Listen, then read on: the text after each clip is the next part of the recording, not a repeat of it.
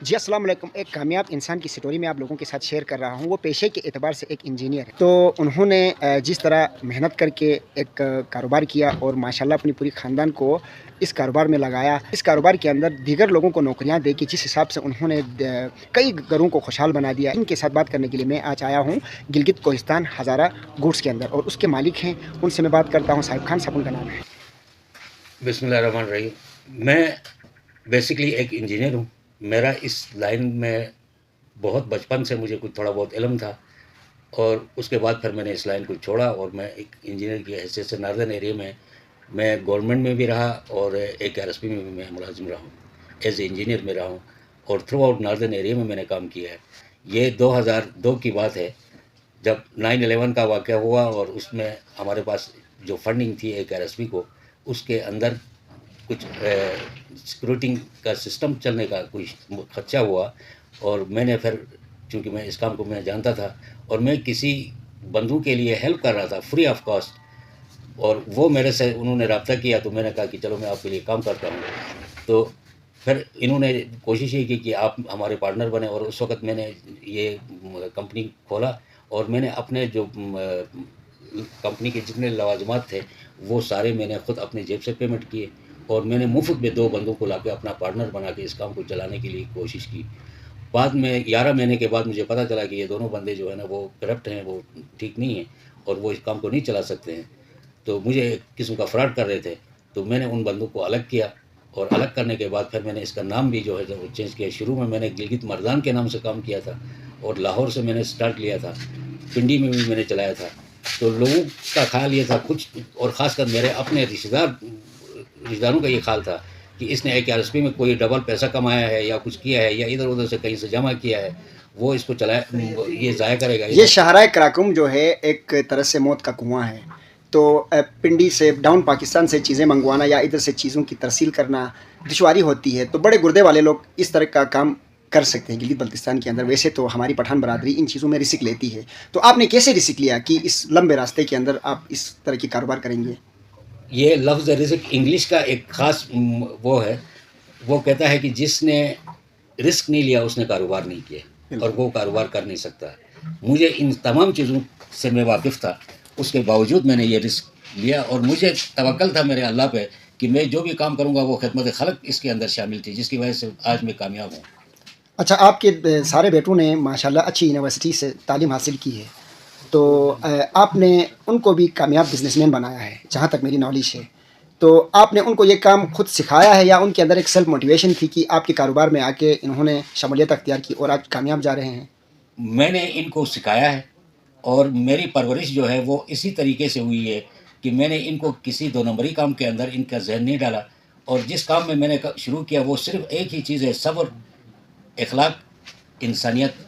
और इन दोनों चीज़ों की वजह से आज मैं जिस पोजीशन पे हूँ वो इसी वजह से हूँ।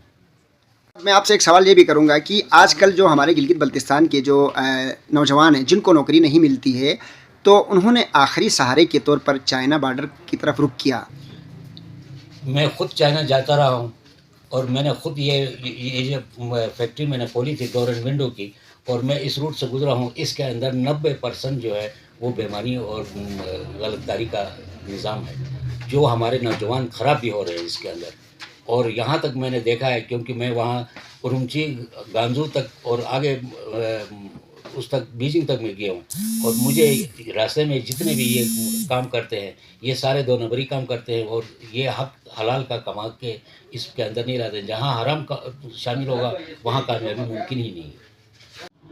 जी, तो मेरे भाई ये जो गिलगित कोहिस्तान हज़ारा गुड्स के जो मालिक हैं, जो ऑनर हैं, मेरे करीबी अजीज़ों में से एक हैं। हम एक ही घर में परवरिश पा चुके हैं, यानी एक ही मोहल्ले के अंदर, एक घर के अंदर। तो मैंने यकीन करें इनके बेटे जो हैं मेरी उम्र के हैं और तकरीबन 4 बेटे हैं आपके। उनको मैंने कभी देखा ही नहीं था हालांकि हम एक घर के हैं। तो मेरा कहने का मतलब ये है कि एक इंसान जब मसरूफ़ रहता है तो दीगर जो फ़ुज़ूलियात जो होती हैं उनके लिए उसके पास टाइम नहीं होता है। तो आज मैं इनसे ज़ाती तौर पर मैंने कहा कि इनसे एक मुलाकात करता हूँ, इनकी कामयाबी के क्या राज़ हैं। इन्होंने अपने बच्चों को एक कारोबारी गुर सिखाया और उनको अपने साथ सेटल किया। تو معاشرے سے بوجھ، معاشرے کے لیے ایک بوجھ نہیں ہے. تو دیکھیں انسان جب فارغ ہوتا ہے تو اس کا دماغ جو ہوتا ہے وہ شیطان کا مسکن ہوتا ہے. آج ان کے اثاثے دیکھیں اور ان کا کام دیکھیں. اور میں آپ سے کچھ چیزیں میں پوچھتا ہوں. تو اس کاروبار کے اندر کچھ اثاثے بنایا آپ نے؟ ہاں میں نے بنایا. 2 گاڑیاں ہیں میرے پاس، اپنی ذاتی ٹرک ہیں، اور اس کے علاوہ ہمیں ٹرانسپورٹ کے لیے آنا جانے کے لیے ہمارے پاس 6 گاڑیاں ہیں.